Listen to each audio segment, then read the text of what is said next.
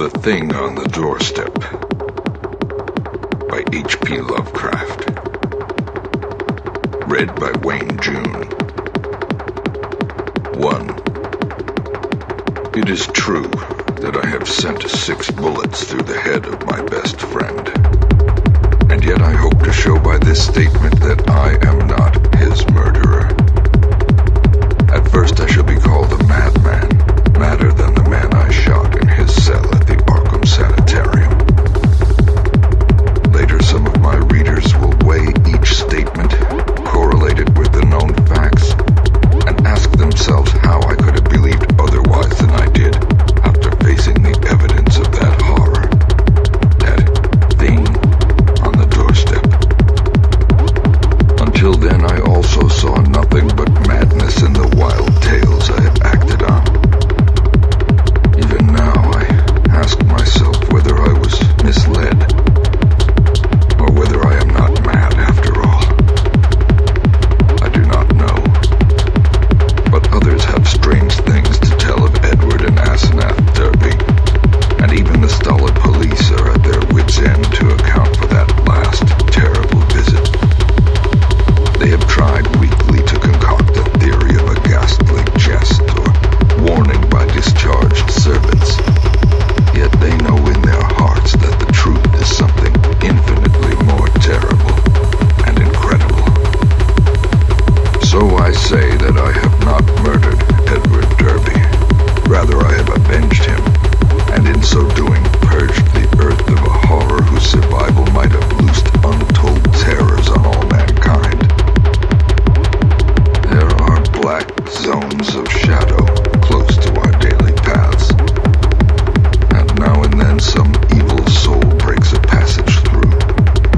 When that happens, the man who knows must strike before reckoning the consequences. I have known Edward Pickman Derby all his life. 8 years my junior, he was so precocious that we had much in common from the time he was 8 and I was 16. He was the most phenomenal child scholar I have ever known, and at 7 was writing verse of a somber, fantastic, almost morbid cast which astonished the tutors surrounding him. Perhaps his private education and coddled seclusion had something to do with his premature flowering. An only child, he had organic weaknesses which startled his doting parents and caused them to keep him closely chained to their side. He was never allowed out without his nurse, and seldom had a chance to play unconstrainedly with other children. All this doubtless fostered a strange, secretive life in the boy, with imagination as his one avenue of freedom. At any rate, his juvenile learning was prodigious and bizarre, and his facile writings such as to captivate me despite my greater age. About that time I had leanings toward art of a somewhat grotesque cast, and I found in this younger child a rare kindred spirit. What lay behind our joint love of shadows and marbles was, no doubt, the ancient, moldering, and subtly fearsome town in which we live, which cursed, legend-haunted Arkham, whose huddled, sagging gambrel roofs and crumbling Georgian balustrades brood out the centuries beside the darkly muttering Miskatonic. As time went by, I turned to architecture and gave up my design of illustrating a book of Edward's demoniac poems, yet our comradeship suffered no lessening. Young Derby's odd genius developed remarkably, and in his 18th year, his collected nightmare lyrics made a real sensation when issued under the title Azathoth and Other Horrors. He was a close correspondent of the notorious Baudelarian poet Justin Jeffrey, who wrote The People of the Monolith, and died screaming in a madhouse in 1926 after a visit to a sinister, ill-regarded village in Hungary. In self-reliance and practical affairs, however, Derby was greatly retarded because of his coddled existence. His health had improved, but his habits of childish dependence were fostered by over-careful parents, so that he never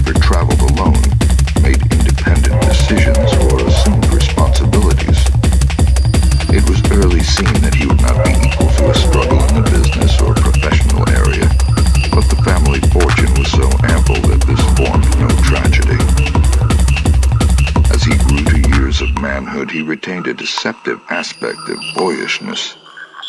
Blond and blue-eyed, he had the fresh complexion of a child, and his attempt to raise a mustache were discernible only with difficulty. His voice was soft and light, and his unexercised life gave him a juvenile chubbiness rather than the paunchiness of premature middle age.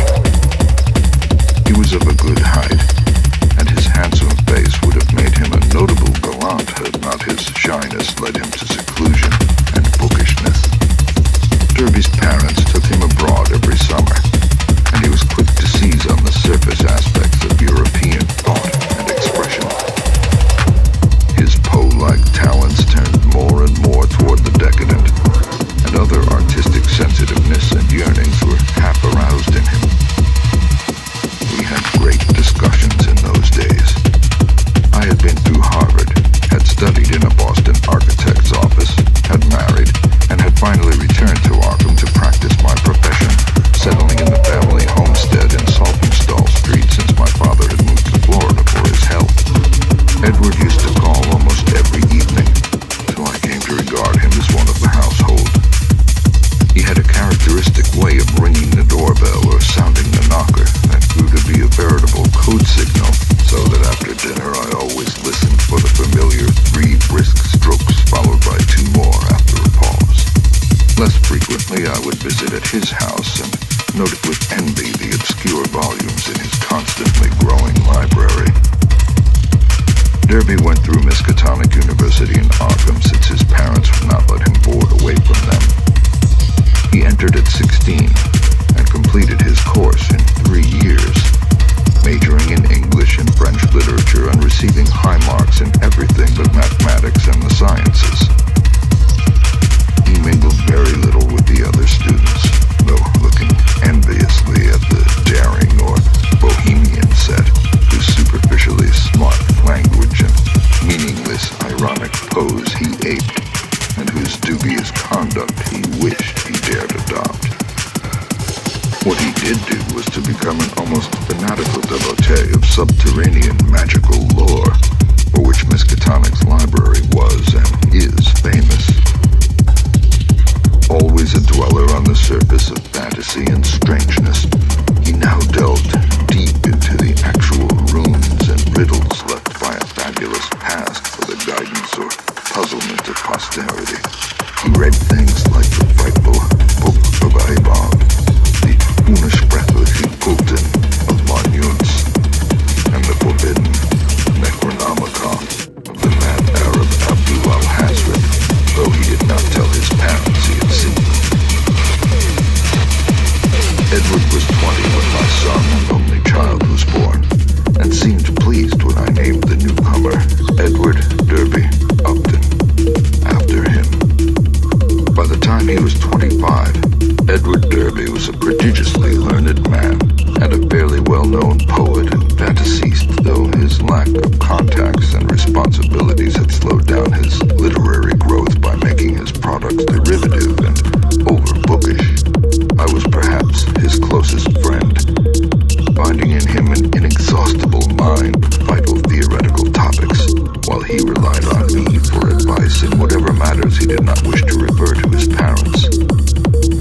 He remained single, more through shyness, inertia, and parental protectiveness than through inclination, and moved in society only to the slightest and most perfunctory extent.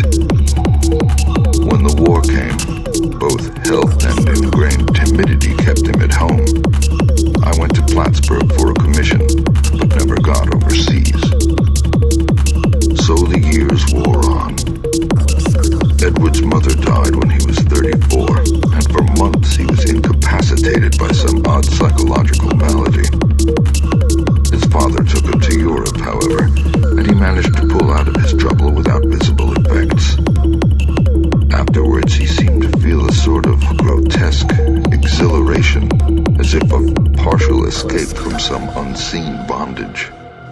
He began to mingle in the more advanced college set despite his middle age, and was present at some extremely wild doings, on one occasion paying heavy blackmail, which he borrowed of me, to keep his presence at a certain affair from his father's notice. Some of the whispered rumors about the wild Miskatonic set were extremely singular. There was even talk of black magic and of happenings utterly beyond credibility. 2. Edward was 38 when he met Asenath Waite. She was, I judge, about 23 at the time, and was taking a special course in medieval metaphysics at Miskatonic.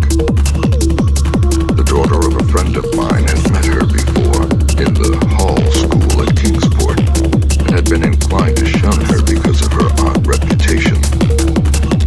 She was dark, smallish, and very good-looking except for over-protuberant eyes. But something in her expression alienated extremely sensitive people. It was, however, largely her origin and conversation which caused average folk to avoid her. She was one of the Innsmouth Waits. Dark legends have clustered for generations about crumbling, half-deserted Innsmouth and its people. There are tales of horrible bargains about the year 1850, and of a strange element, not quite human, in the ancient families of the rundown fishing port. Tales such as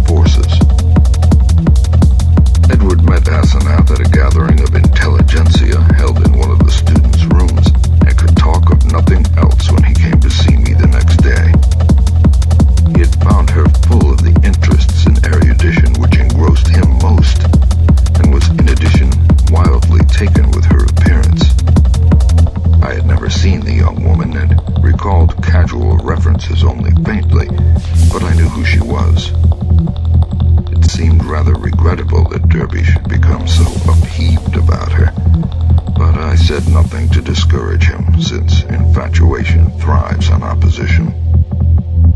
He was not, he said, mentioning her to his father.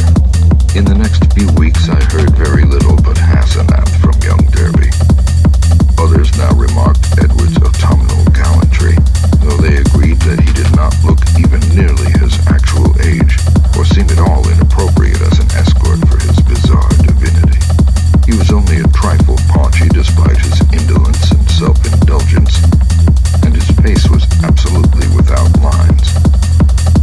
Asenath, on the other hand, had premature crow's feet which come from the exercises of an intense will.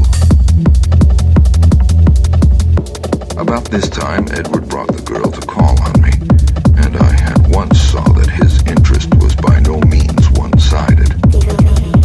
She eyed him continually with an almost predatory air, and I perceived that their intimacy was beyond untangling. Soon afterward, I had a visit from old Mr. Derby, whom I'd always admired and respected. He had heard the tales of his son's new friendship and had wormed the whole truth out of the boy. Edward meant to marry Asenath, and had even been looking at houses in the suburbs. Knowing my usually great influence with his son, the father wondered if I could help to break the ill-advised affair off, but I regretfully expressed my doubts.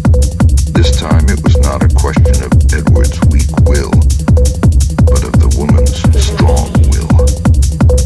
The perennial child had transferred his dependence from the parental image to a new and stronger image, and nothing could be done about it. The wedding was performed a month later by a justice of the peace according to the bride's request.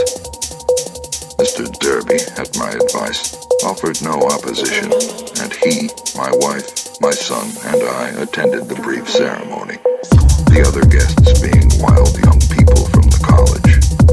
Asenath had bought the old Crown and Shield place in the country at the end of High Street, and they proposed to settle there after a short trip to Innsmouth, whence 3 servants and some books and household goods were to be brought.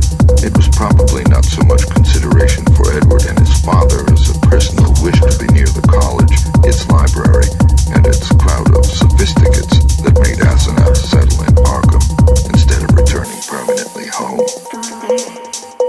When Edward called on me after the honeymoon, I thought he looked slightly changed. Asenath had made him get rid of the undeveloped mustache, but there was more than that. He looked soberer and more thoughtful. His habitual pout of childish rebelliousness had been exchanged for a look almost of genuine sadness.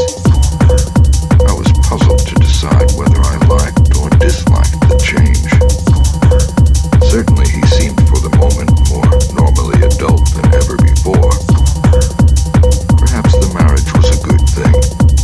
Might not the change of dependence form a start toward actual neutralization, leading ultimately to responsible independence? He came alone, for Asenath was very busy. She had brought a vast store of books and apparatus from Innsmouth.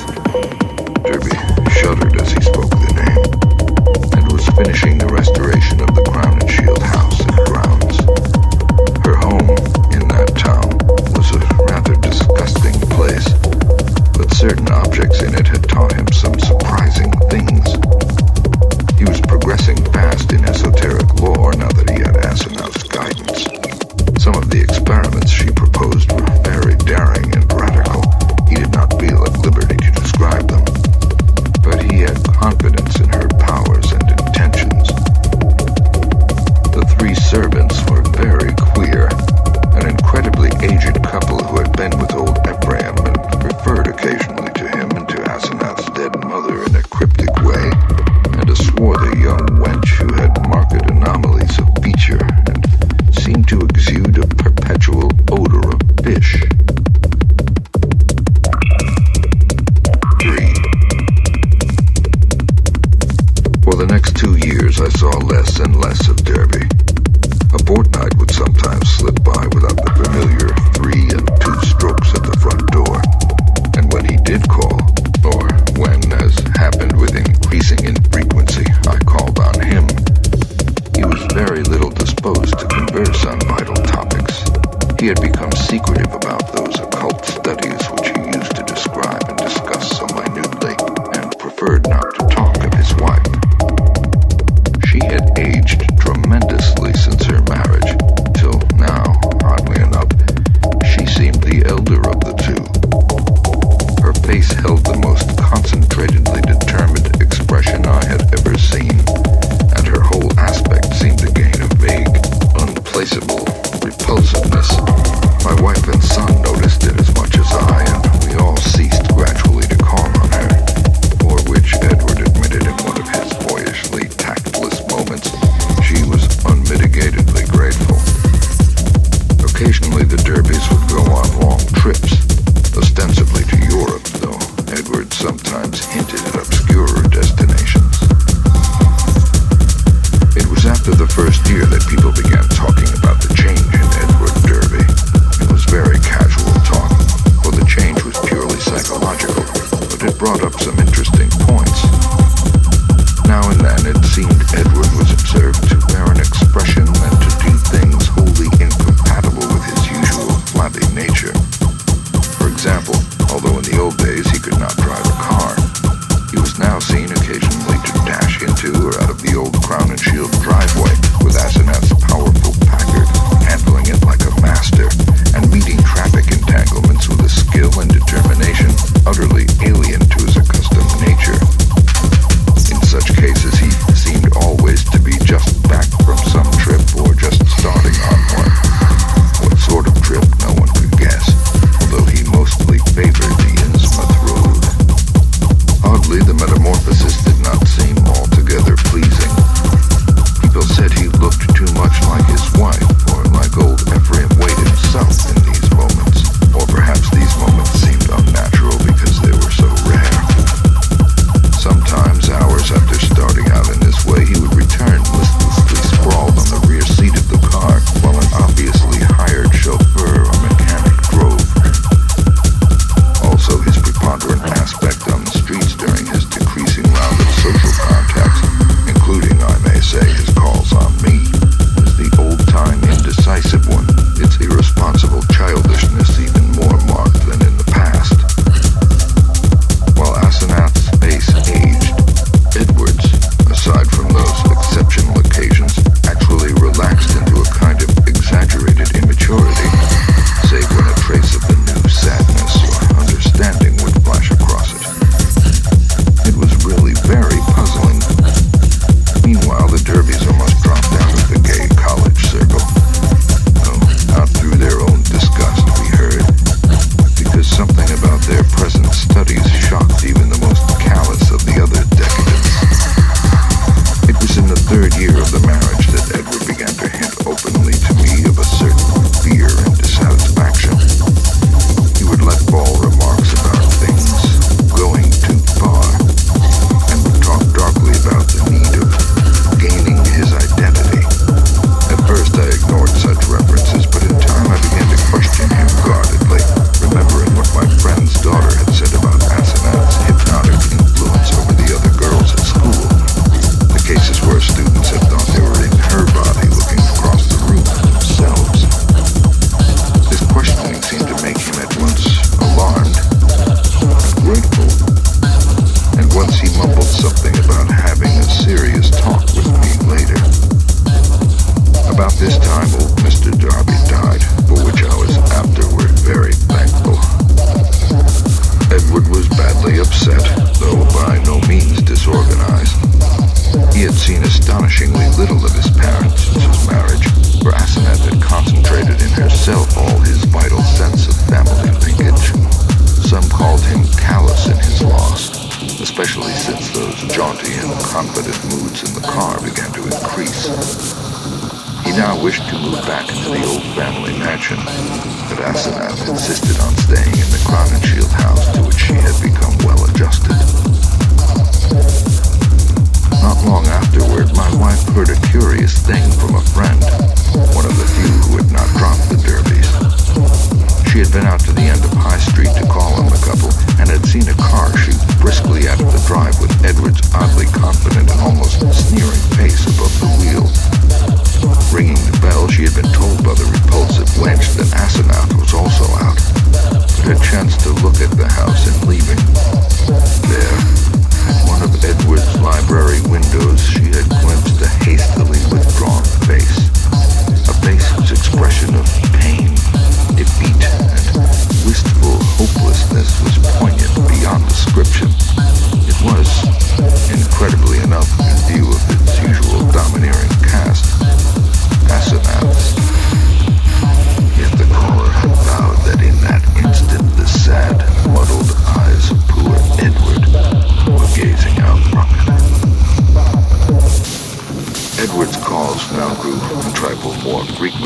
and his hints occasionally became concrete. What he said was not to be believed, even in centuried and legend-haunted Arkham. But he threw out his dark lore with a sincerity and convincingness which made one fear for his sanity. He talked about terrible meetings in lonely places, of cyclopean ruins in the heart of the Maine woods, beneath which vast staircases led down to abysses of nighted secrets, of complex angles that led through invisible walls to other regions of space and time, and of hideous exchanges of personality that permitted explorations in remote and forbidden places, on other worlds, and in different space-time continua. He would now and then back up certain crazy hints by exhibiting objects which utterly nonplussed, elusively colored and bafflingly textured objects like nothing ever heard of on Earth, whose insane curves and surfaces answered no conceivable purpose and followed no conceivable geometry. These things, he said, came from outside, and his wife knew how to get them. Sometimes, but always in frightened and ambiguous whispers, he would suggest things about old Ephraim Waite, whom he had seen occasionally at the college library in the old days.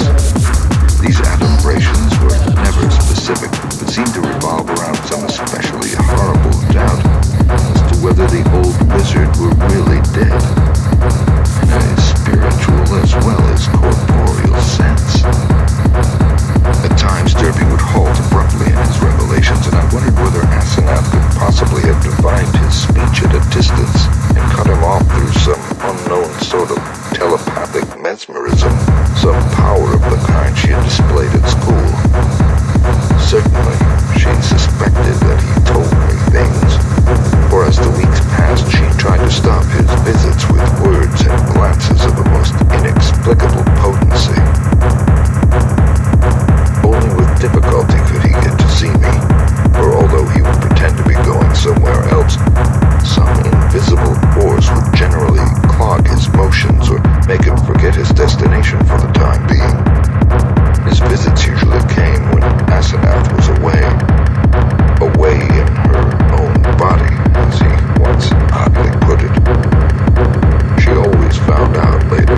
The servants watched his goings and comings, but evidently she thought it inexpedient to do anything drastic.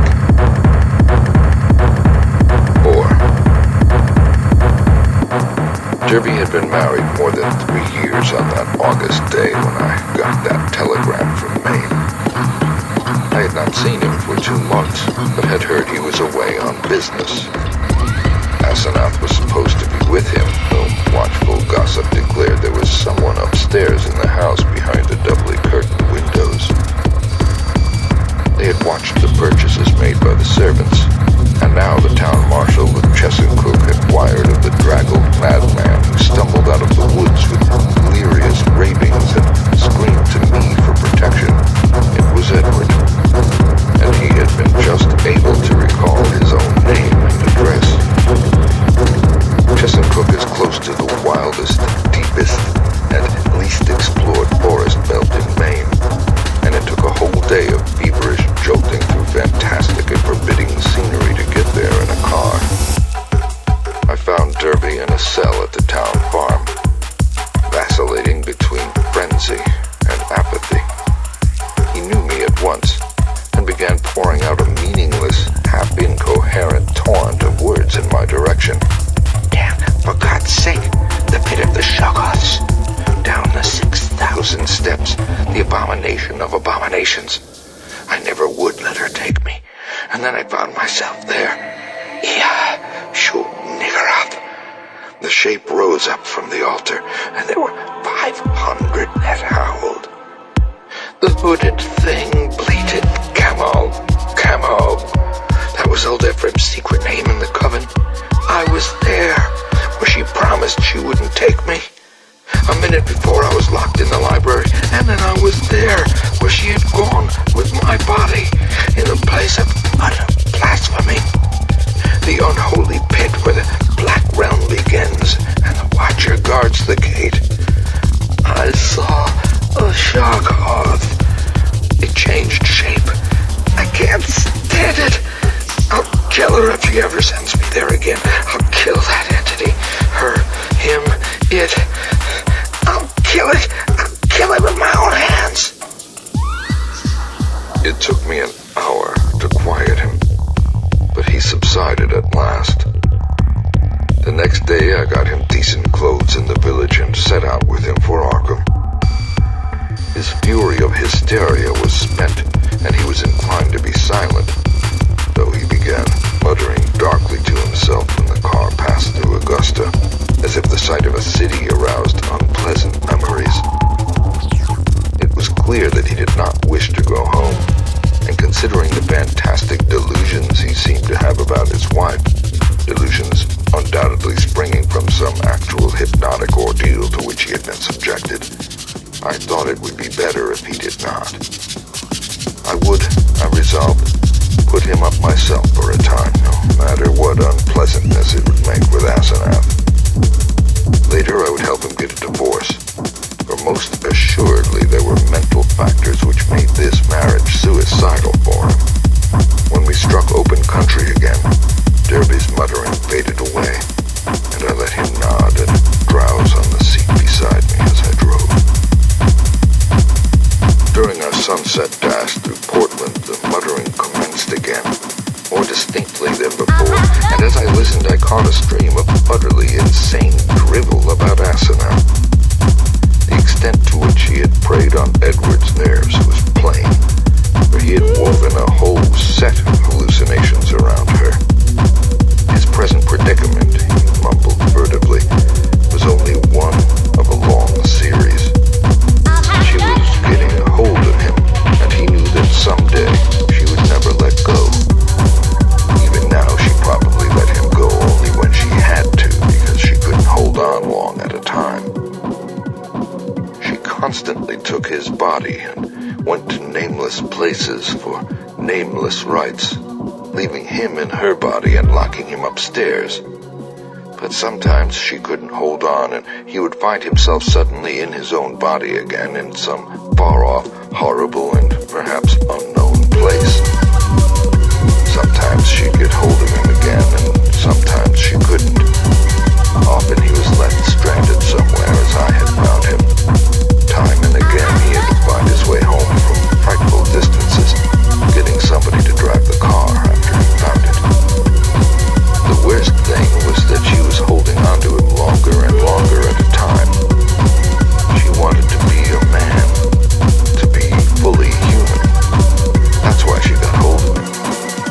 She had sensed the mixture of fine rock brain and weak will in him. Someday she would crowd him out and disappear with his body, disappear to become a great magician like her father, and leave him marooned in that female shell that wasn't even quite human. As he knew about the Innsmouth blood now, there had been traffic with things from the sea. It was horrible, and old Ephraim, he had known the secret, and when he grew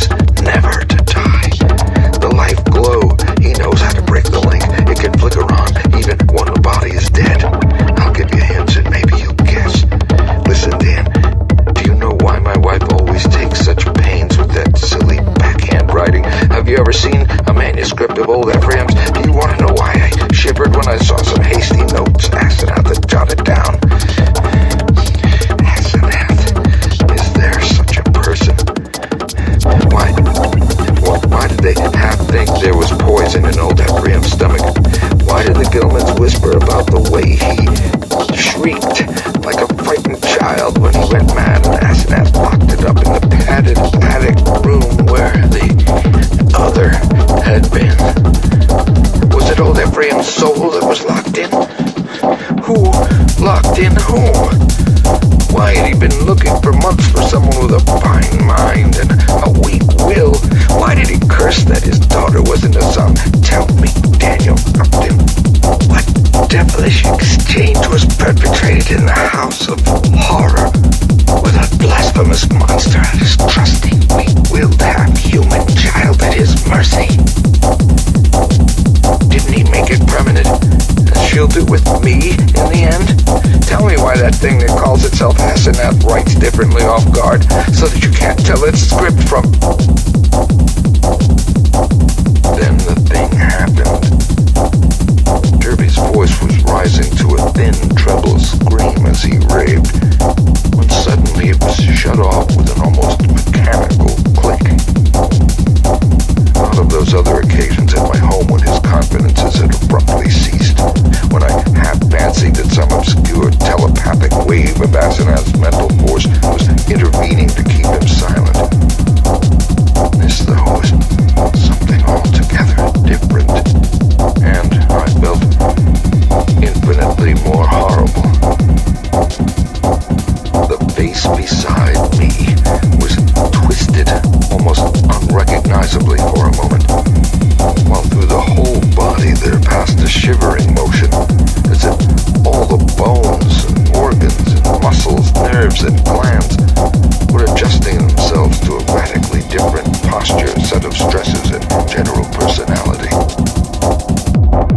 Just where the supreme horror lay I could not for my life tell, and there swept over me such a swamping wave of sickness and repulsion, such a freezing, petrifying sense of utter alienage and abnormality, that my grasp of the wheel grew feeble and uncertain. The figure beside me seemed less like a lifelong friend than like some monstrous intrusion from outer space, some damnable, utterly accursed focus of unknown and malign cosmic forces. I had faltered only a moment, but before another moment was over, my companion had seized the wheel and forced me to change places with him. The dusk was now very thick, and the lights in Portland far behind, so I could not see much of his face. The blaze of his eyes, though, was phenomenal, and I knew that he must now be in that queerly energized state, so unlike his usual self, which so many people had noticed. It seemed odd and incredible that listless Edward Derby, he who could never assert himself and who had never learned to drive, should be ordering me about and taking the wheel of my own car. And that was precisely what happened. He did not speak for some time, and in my inexplicable horror, I was glad he did not. In the lights of Biddeford and Saco, I saw his firmly set mouth, and shivered at the blaze of his eyes. The people were right. He did look damnably like his wife and like old Ephraim when in these moods. I did not wonder that the moods were disliked. There was certainly something unnatural in them, and I felt the sinister element all the more because of the wild ravings I had been hearing. This man, for all my lifelong knowledge of Edward Pickman Derby, was a stranger, an intrusion of some sort from the black abyss. He did not speak until we were on a dark stretch of road, and when he did, his voice seemed utterly unfamiliar. It was deeper, firmer, and more decisive than I had ever known it to be, while its accent and pronunciation were altogether changed, although vaguely, remotely, and rather disturbingly recalling something I could not quite place. There was, I thought, a trace of very profound and very genuine irony in the timbre, not the flashy, meaninglessly jaunty pseudo-irony of the callow sophisticates which Derby had habitually affected, but something grim, basic, pervasive,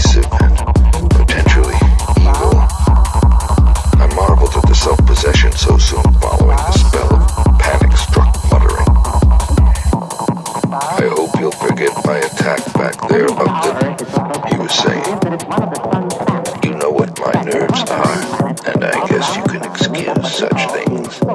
I'm enormously grateful, of course, for this lift home. And you must forget, too, any crazy things I may have been saying about my wife and about things in general. That's what comes from overstudy in a field like mine.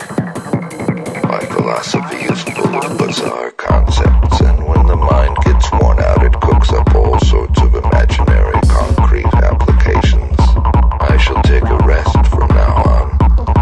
You probably won't see me for some time. And you needn't blame Asinat for it. This trip was a bit queer, but it's really very simple. There are certain Indian relics in the North Wood, standing stones and all that, which mean a good deal in folklore, and Asenath and I are following that stuff up. It was a hard search, so I seem to have gone off my head. I must send somebody for the car when I get home. A month's relaxation will put me on my feet. I did not recall just what my own part of the conversation was. The baffling alienage of my seatmate filled all my consciousness. With every moment, my feeling of elusive cosmic horror increased, till at length I was in a virtual delirium of longing for the end of the drive. Derby did not offer to relinquish the wheel, and I was glad of the speed with which Portsmouth and Newburyport flashed by. At the junction where the main highway runs inland and avoids Innsmouth, I was half afraid my driver would take the bleak shore road that goes through that damnable place. He did not, however, but darted rapidly past Rowley and Ipswich toward our destination. We reached Arkham before midnight and found the lights still on at the old Crown and Shield house. Derby left the car with a hasty repetition of his thanks, and I drove home alone with a curious feeling of relief. It had been a terrible drive, all the more terrible because I could not quite tell why, and I did not regret Derby's forecast of a long absence from my company. The next 2 months were full of rumors. People spoke of seeing Derby more and more in his new energized state, and Asenath was scarcely ever in to her callers. I had only one visit from Edward, when he called briefly in Asenath's car, duly reclaimed from wherever he had left it in Maine, to get some books he had lent me. He was in his new state and paused only long enough for some evasively polite remarks. It was plain that he had nothing to discuss with me when in this condition, and I noticed that he did not even trouble to give the old 3 and 2 signal when ringing the doorbell. As on that evening in the car, I felt a faint, infinitely deep horror which I could not explain, so that his swift departure was a prodigious relief. In mid-September, Derby was away for a week, and some of the decadent college set talked knowingly of the matter, hinting at a meeting with a notorious cult leader lately expelled from England who had established headquarters in New York. For my part, I could not get that strange ride from Maine out of my head. The transformation I had witnessed had affected me profoundly, and I caught myself again and again trying to account for the thing, and for the extreme horror it had inspired in me. But the oddest rumors were those about the sobbing in the old Crown and Shield house. The voice seemed to be a woman's, and some of the younger people thought it sounded like Asenath's. It was heard only at rare intervals, but would sometimes be choked off as if by force.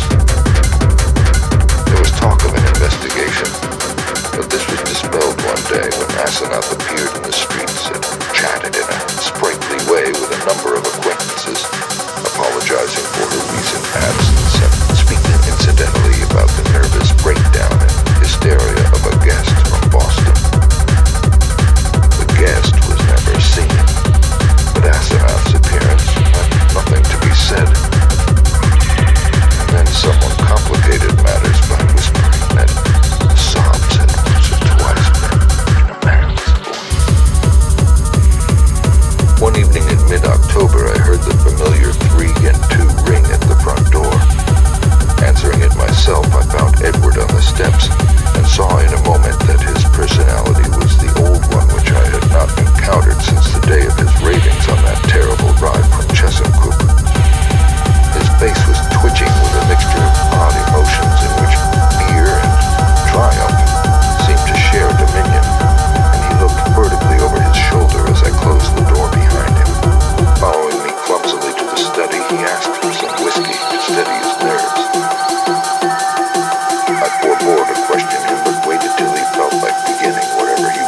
say.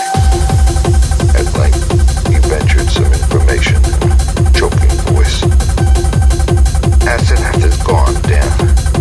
We had a long talk last night while the servants were out, and I made her promise to stop preying on me. Of course, I had certain occult defenses I never told you about. She had to give in, but got frightfully angry. Just packed up and started for New York, walked right out to catch the 8:20 into Boston. I suppose people will talk, but I can't help that. You needn't mention that there was any trouble, just say she's gone on a long research trip. She's probably going to stay with one of her horrible groups of devotees. I hope she'll go west and get a divorce. Anyhow, I've made her promise to keep away and let me alone. It was horrible, Dan. She was stealing my body, crowding me out, making a prisoner of me. I lay low and pretended to let her do it, but I had to be on the watch. I could plan if I was careful. She can't read my mind, literally, or in detail. All she could read of my planning was a sort of general mood of rebellion, and she always thought I was helpless. Never thought I could get the best of her, but I had a spell or two that worked. Derby looked over his shoulder and took some more whiskey. I paid off those damn servants this morning when they got back. They were ugly about it and asked questions, but they went. They're her kin, Innsmouth people, and were hand in glove with her. I hope they'll let me alone. I didn't like the way they laughed when they walked away. I must get as many of Dad's old servants again as I can. I'll move back home now. I suppose you think I'm crazy, Dan. But Arkham history ought to hint at things that back up what I've told you. What I'm going to tell you. You've seen one of the changes in your car after I told you about Asenath that day coming home from Maine. That was when she got me. Drove me out of my body. The last thing I remember was when I was all worked up trying to tell you what that she-devil is. And she got me.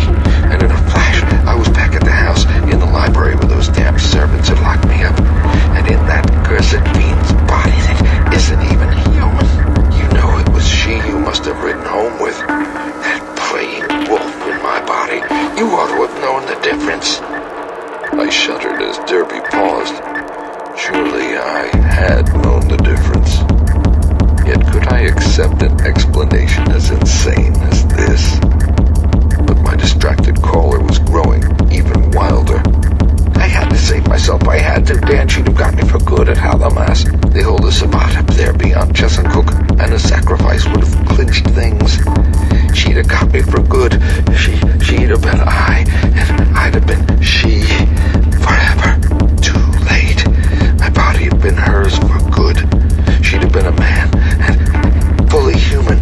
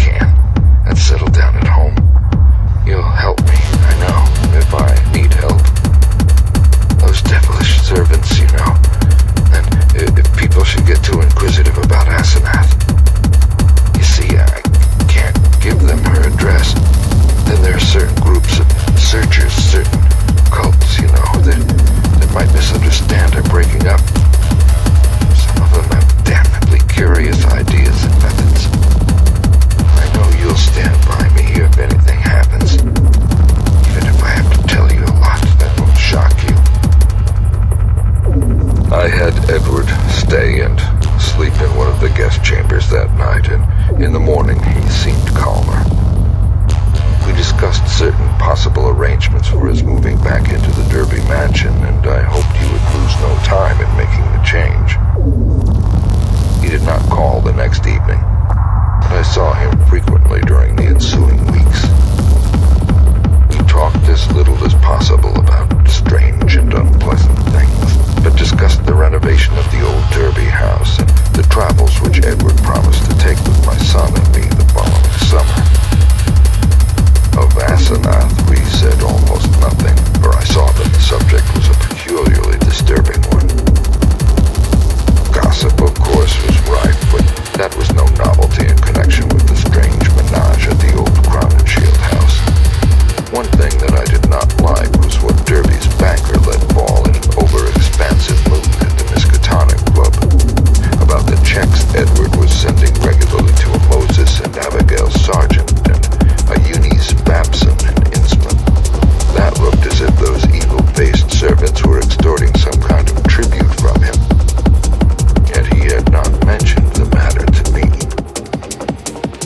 I wished that the summer and my son's Harvard vacation would come so that we could get Edward to Europe. He was not, I soon saw, mending as rapidly as I had hoped he would, but there was something a bit hysterical in his occasional exhilaration, while his moods of fright and depression were altogether too frequent. The old Derby house was ready by December, yet Edward constantly put off moving. Though he hated and seemed to fear the Crown and Shield place, he was at the same time queerly enslaved by it. He could not seem to begin dismantling things and invented every kind of excuse to postpone action. When I pointed this out to him, he appeared unaccountably frightened. His father's old butler, who was there with other reacquired servants, told me one day that Edward's occasional prowlings about the house, and especially down cellar, looked odd and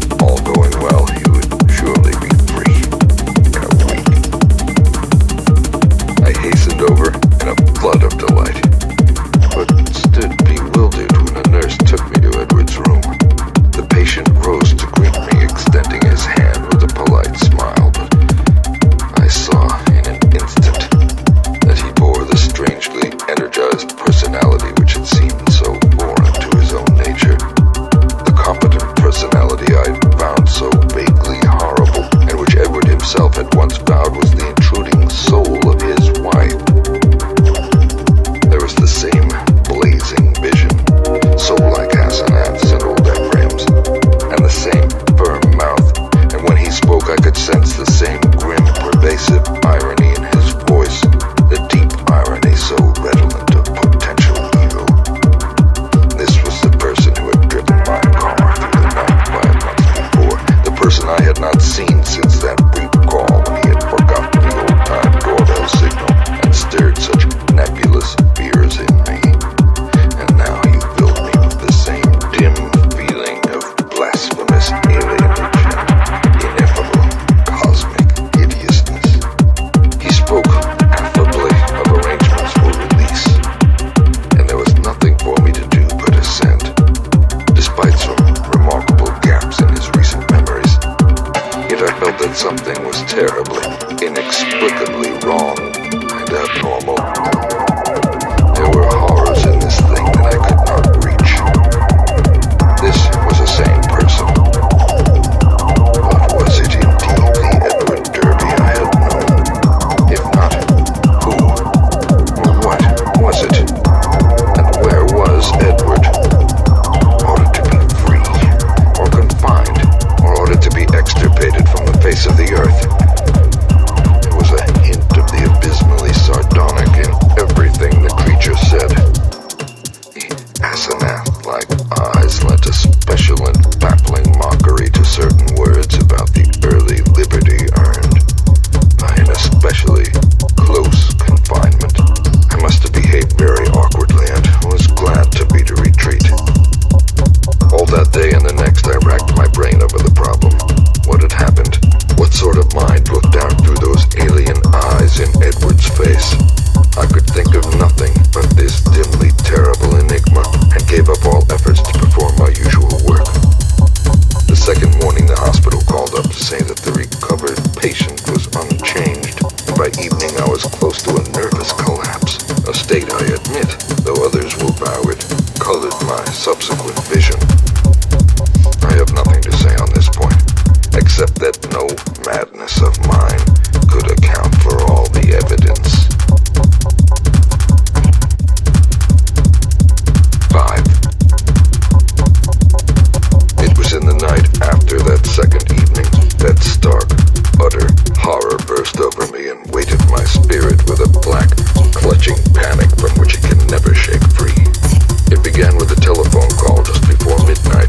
I was the only one up, and sleepily took down the receiver in the library. No one seemed to be on the wire, and I was about to hang up and go to bed when my ear caught a very faint suspicion of sound at the other end. Was someone trying under great difficulties to talk? As I listened, I thought I heard a sort of half-liquid bubbling noise.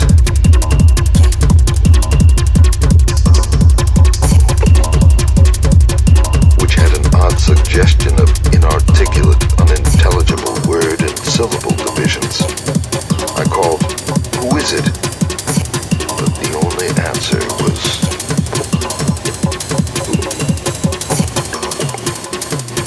I could only assume that the noise was mechanical, but fancying that it might be a case of a broken instrument able to receive but not able to send, I added, "I can't hear you. You better hang up and try information." Immediately I heard the receiver go on the hook at the other end. This, I say, was just about midnight. When the call was traced afterward, it was found to come from the old Crown and Shield house, though it was fully half a week from the housemaid's day to be there. I shall only hint what was found at that house: the upheaval in a remote cellar storeroom, the tracks, the dirt, the hastily rifled wardrobe, the baffling marks on the telephone, the clumsily used stationery, and the detestable stench lingering over everything. The police, poor fools, have their smug little theories, and are still searching for those sinister discharged servants who have dropped out of sight amidst the present furor. They speak of a ghoulish revenge for things that were done, and say I was included because I was Edward's best friend and advisor. Idiots. Do they fancy those brutish clowns could have forged that handwriting? Do they fancy that they could have brought what later came? Are they blind to the changes in that body that was Edward's? As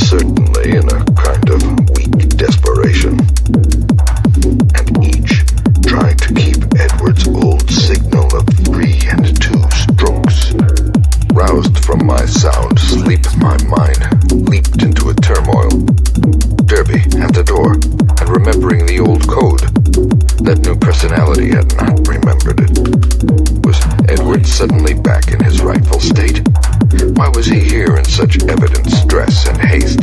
Had he been released ahead of time? Or had he escaped?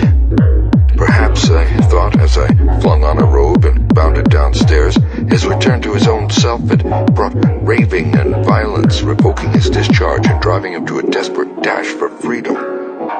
Whatever had happened, he was good old Edward again, and I would help him. When I opened the door into the elm-arched blackness, a gust of insufferably fetid wind almost flung me prostrate. I choked in nausea, and for a second scarcely saw the dwarfed, humped figure on the steps. The summons had been Edward's, but who was this foul, stunted parody? And where had Edward had time to go? His ring had sounded only a second before the door opened. The caller had on one of Edward's overcoats, its bottom almost touching the ground and its sleeves rolled back yet still covering the hands. On the head was a slouch hat pulled low, while a black silk muffler concealed the base. As I stepped unsteadily forward, the figure made a semi-liquid sound like that I had heard over the telephone, and thrust at me a large, closely written paper impaled on the end of a long pencil. Still reeling from the morbid and unaccountable Peter, I seized the paper and tried to read it in the light from the doorway. Beyond question, it was in Edward's script. But why had he written when he was close enough to ring?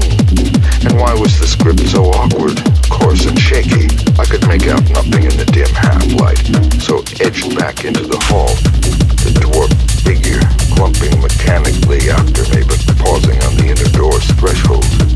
The odor of this singular messenger was really appalling, and I hoped, not in vain, thank God, that my wife would not wake and confront it. Then, as I read the paper, I felt my knees give under me and my vision go black. I was lying on the floor when I came to, that accursed sheet still clutched in my fear-rigid hand. This is what it said. Dan, go to the sanitarium and kill it. Exterminate it. It isn't Edward Derby anymore. She's got me. It's Asenath. And she's been dead 3 months and a half. I lied when I said she has gone away. I killed her. I had to. It was sudden, but we were alone, and I was in my right body. I saw a candlestick and smashed her head in. She would have got me for good at Halamas. I buried her in the farther cellar storeroom under some old boxes and cleaned up all the traces. The servants suspected next morning, but they have such secrets that they dare not tell the police. I sent them off, but God knows what they and others of the cult will do. I thought for a while I was all right, and then I felt the tugging at my brain. I knew what it was. I ought to have remembered. A soul like hers, or Ephraim's, is half detached and keeps right on after death as long as the body lasts. She was getting me, making me change bodies with her, seizing my body and putting me in that corpse of hers buried in the cellar. I knew what was coming. That's why I snapped and had to go to the asylum. And it came. I found myself choked in the dark. Asenath's rotting carcass down there in the cellar, under the boxes where I put it. And I knew she must be in my body at the sanitarium, permanently. For it was after Halamas, and the sacrifice would work even without her being there. Sane, and ready for release as a menace to the world. I was desperate, and in spite of everything, I clawed my way out. I'm too far gone to talk. I couldn't manage to telephone, but I could still write. I'll get fixed up somehow and bring this last word and warning. Kill that fiend if you value the peace and comfort of the world. See that it is cremated. If you don't, it'll live on.